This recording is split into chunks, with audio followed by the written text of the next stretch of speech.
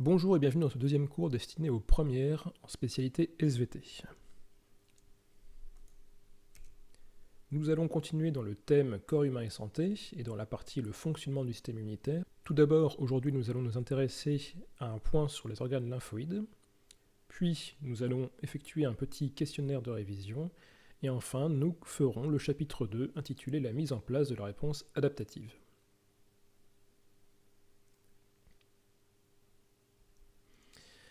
Commençons par un petit point sur les organes lymphoïdes.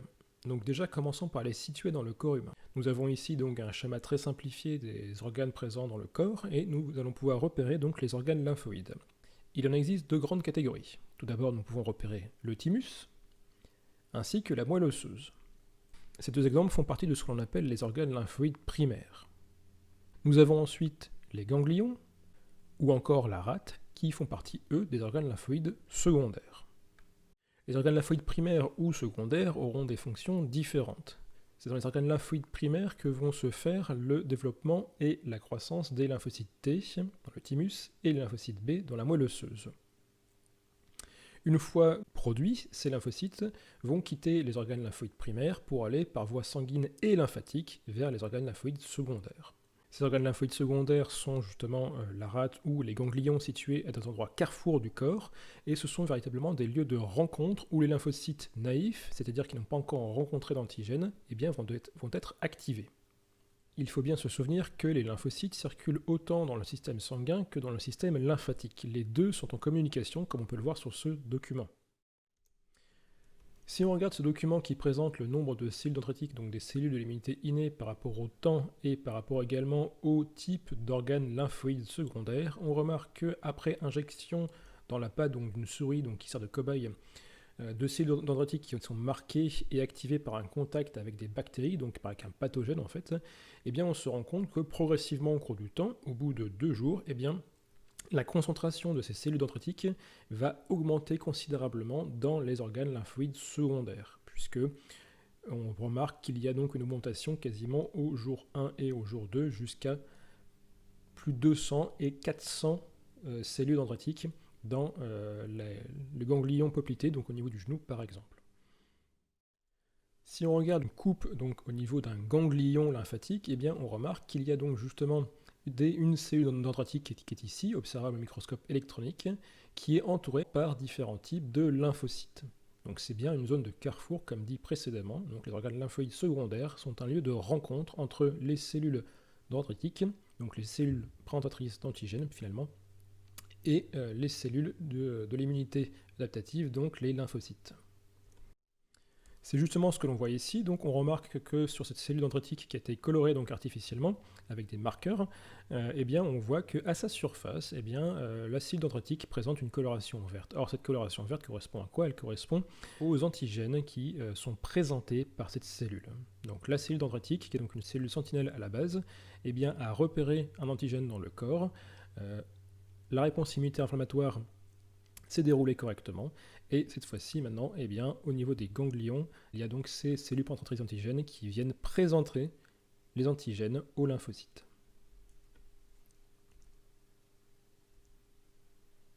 Petit point de rappel ici, donc un antigène, qu'est-ce que c'est? C'est une molécule qui est reconnue comme étrangère par l'organisme. C'est une molécule du non-soi, qui peut venir donc du coup d'une bactérie, d'un virus ou d'un autre type de pathogène.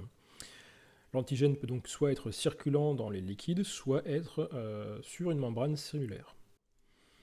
L'anticorps, à l'inverse, qu'est-ce que c'est? C'est justement une protéine immunitaire qui est capable de reconnaître et de fixer donc de façon spécifique un antigène. Ça, on le verra par la suite avec le chapitre 2, chapitre 3, justement, puisqu'on va se concentrer sur la réponse immunitaire adaptative et notamment la réponse immunitaire humorale. Voilà pour ce point sur les organes lymphoïdes primaires et secondaires. Nous allons maintenant continuer avec un quiz. Ce quiz de révision qui permettra ensuite de préparer le chapitre 2 et le chapitre 3 où nous allons développer les différents points évoqués dans le questionnaire. Question numéro 1. Les réactions adaptatives. A. Se déclenchent toujours lors de l'entrée d'un micro-organisme dans le corps. B. Nécessitent auparavant le déclenchement de l'immunité innée. C. Mettent toujours une semaine pour être efficaces. D. Permettent uniquement la fabrication d'anticorps.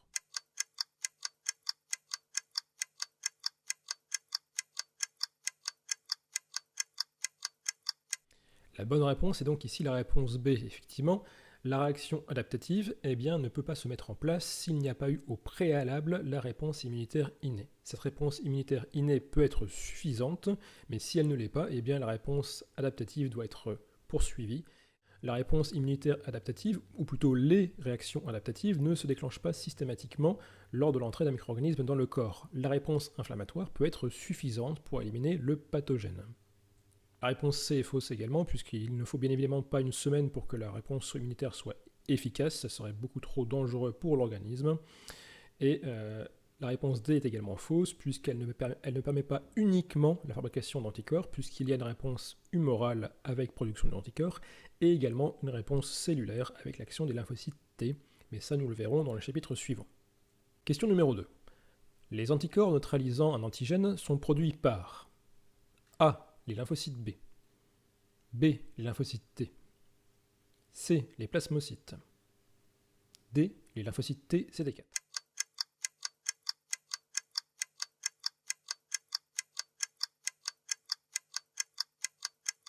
La bonne réponse est bien évidemment la réponse C, les plasmocytes. Alors oui, il y avait ici un petit piège, puisque effectivement les lymphocytes B sont à l'origine des plasmocytes, mais ce sont bien ces derniers qui vont sécréter les anticorps qui vont neutraliser les antigènes circulants. Les lymphocytes T, donc pour la réponse B et D, eux sont impliqués dans la réponse cellulaire et ne vont pas du tout libérer d'anticorps dans le sang. Question numéro 3. Un anticorps est constitué de A. Chaîne légère et lourde toutes identiques. B. Chaîne lourde identique. C. Chaîne lourde sans partie constante d'un anticorps à l'autre. D. Chaîne lourde identique d'un anticorps à l'autre.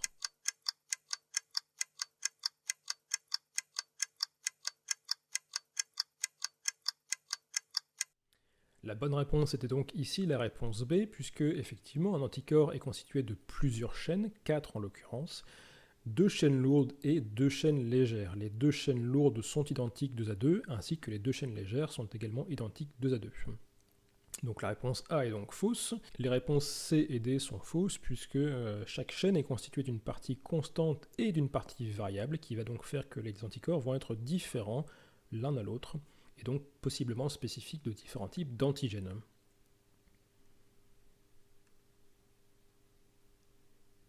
Voilà pour ce petit questionnaire. Nous allons donc passer maintenant à la mise en place de la réponse adaptative dans ce chapitre 2. Nous commençons tout de suite avec une première expérience qui met en place donc des cobayes qui sont immunisés contre le tétanos. À une partie de ces cobayes, nous allons injecter une toxine tétanique. À une autre partie de ces cobayes, nous allons injecter une toxine diphtérique ou une autre toxine microbienne qui est différente de la toxine tétanique. Dans le premier lot à qui on a donc injecté la toxine tétanique, on remarque que les cobayes vont survivre. Dans le second, à qui on a injecté une toxine qui est différente de la toxine tétanique, nous remarquons que les cobayes vont mourir. Cela nous montre une chose qui est primordiale pour la réponse immunitaire, à savoir la notion de spécificité. En effet, les cobayes du lot initial sont immunisés contre le tétanos et contre le tétanos uniquement. Ils vont donc pouvoir résister à la toxine tétanique, mais pas du tout à une autre toxine venant d'un autre pathogène. Nous pouvons compléter cette première expérience avec 2 autres. Tout d'abord l'expérience numéro 2. Nous avons un lot de cobayes A, B et C qui sont immunisés contre la diphtérie. Le cobaye A va recevoir donc une injection de toxine diphtérique. Étant immunisé contre la diphtérie, il est logique de voir celui-ci survivre. Chez le cobaye B et le cobaye C, nous allons prélever 2 choses. Tout d'abord le sérum. Le sérum est un liquide extrait du sang duquel on a retiré toutes les cellules. Le sérum prélevé sur le cobaye B ou C est injecté dans un cobaye D, le cobaye D étant non immunisé contre la diphtérie. On lui injecte ensuite à ce cobaye D, qui a reçu donc le sérum, de la toxine diphtérique, et on remarque que ce cobaye D va survivre. Toujours chez les cobayes B et C, on prélève cette fois-ci donc les lymphocytes, donc présents dans le sang ou la lymphe.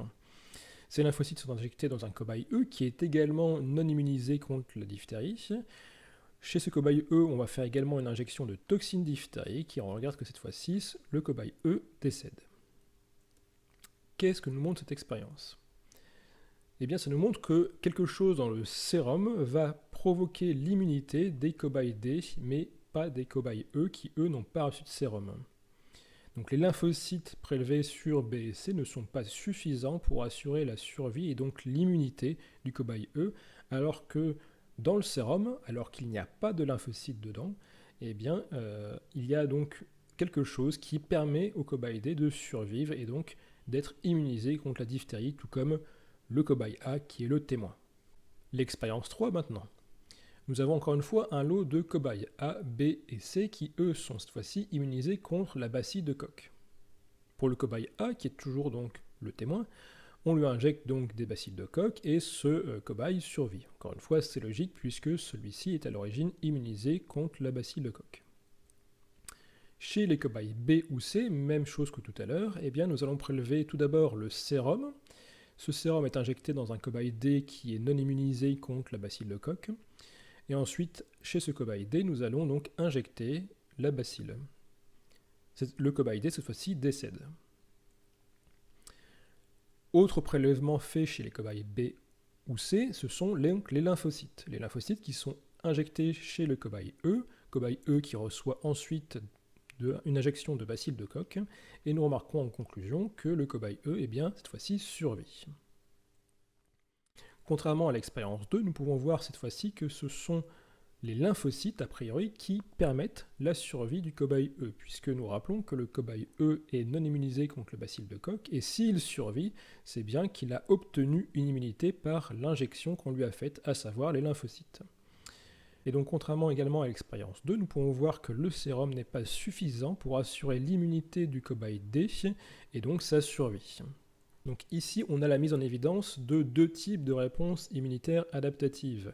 Pour l'expérience 2, tout d'abord, eh bien, on sait que la toxine diphtérique est une toxine qui est extracellulaire, qui circule en dehors des cellules de l'organisme. Or, c'est dans le sérum que vont circuler les anticorps produits par les lymphocytes B.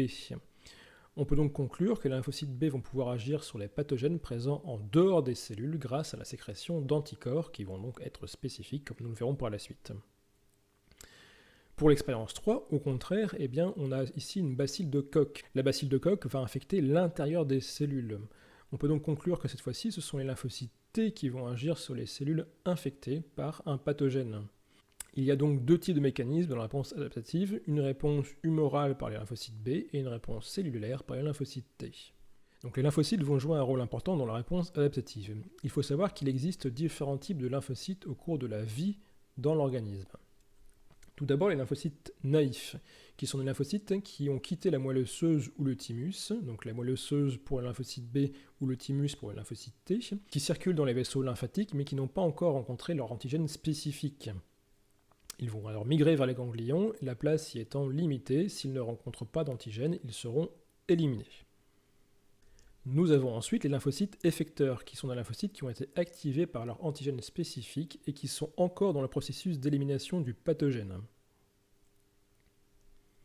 En fin de troisième catégorie, nous avons les lymphocytes mémoire, qui sont des lymphocytes activés au cours de l'infection antérieure et pouvant être réactivés au cours d'une nouvelle infection. Nous pouvons à présent étudier cette expérience. Nous avons ici trois milieux. Le premier milieu contient des lymphocytes. Le deuxième milieu contient des macrophages. Enfin, le troisième milieu contient les deux, lymphocytes et macrophages. Dans ces suspensions de cellules de rat, nous allons introduire donc un virus, qui va constituer donc l'antigène. Nous regardons ensuite la production d'anticorps antivirus. Dans le premier milieu, il n'y a pas de production d'anticorps, de même que dans le deuxième. Il n'y a que dans le troisième milieu que nous allons avoir la production d'anticorps antiviraux. Cette expérience permet de prouver ce qui a été dit précédemment, à savoir que la réponse immunitaire adaptative qui fait intervenir les lymphocytes ne peut se faire que en présence de la réponse immunitaire innée où les macrophages vont notamment intervenir. C'est donc la coopération entre les deux types de réponses immunitaires qui permettra à terme de libérer des anticorps antivirus par exemple. Alors la question qu'on peut se poser, c'est comment se fait cette coopération entre les cellules de l'immunité innée et les cellules de l'immunité adaptative. Donc je rappelle, tout ça se déroulant au sein des ganglions. Donc on peut faire des expériences sur des macrophages, qui sont donc des granulocytes par exemple, que l'on incube avec ou non des bactéries. Au temps T0, donc on incube donc les granulocytes seuls ou avec des bactéries. Au temps T1, on récupère les granulocytes et on isole les molécules du CMH présentes à leur surface afin d'en étudier leur contenu. Alors qu'est-ce que c'est que les molécules du CMH ? Eh bien ce sont des molécules présentes à la surface des cellules phagocytaires et qui permettent de présenter les fragments d'antigènes qui ont été absorbés après phagocytose du pathogène. CMH signifie le complexe majeur d'histo-incompatibilité. Si on regarde maintenant le résultat de l'expérience, on remarque que les granulocytes qui sont restés seuls, sans bactéries donc, présentent un nombre total de molécules du CMH à leur surface de 10 puissance 4. De plus, parmi ces molécules du CMH, le pourcentage de molécules qui présentent des fragments d'antigènes est nul. A l'inverse, pour les granulocytes qui ont incubé avec des bactéries, on remarque tout d'abord que le nombre de molécules du CMH à leur surface membranaire est considérablement plus important que pour les granulocytes seuls. Et on remarque également que le pourcentage de molécules du CMH qui présentent des molécules antigéniques est cette fois-ci de 20%, donc bien supérieur au 0% précédent. Cette expérience démontre quoi ? Que ce sont bien les granulocytes, ou en tout cas les cellules d'immunité innées comme donc les macrophages, qui vont donc après phagocytose présenter les molécules antigéniques issues de cette phagocytose à leur surface via le CMH, et cette présentation va être faite aux lymphocytes au niveau des ganglions. Nous avons donc un type de cellules que l'on va appeler donc des cellules présentatrices d'antigènes, qui sont donc finalement toutes les cellules qui sont phagocytaires, qui vont donc après phagocytose pouvoir présenter grâce à leur CMH les antigènes à leur surface. Pour conclure sur le chapitre 2, donc la mise en place de la réponse adaptative, nous avons donc vu que la réponse immunitaire innée était indispensable pour que la réponse immunitaire adaptative puisse être mise en place.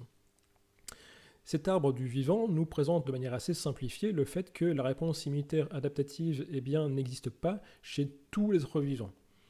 En effet, nous pouvons voir que dans le groupe ici, nous avons uniquement la réponse immunitaire innée qui est mise en place, donc 95% des espèces, alors que la réponse immunitaire adaptative combinée à la réponse immunitaire innée n'est présente que chez 5% des espèces, dont nous faisons partie, puisque le groupe des primates étant bien évidemment présent ici au niveau de l'embranchement des mammifères.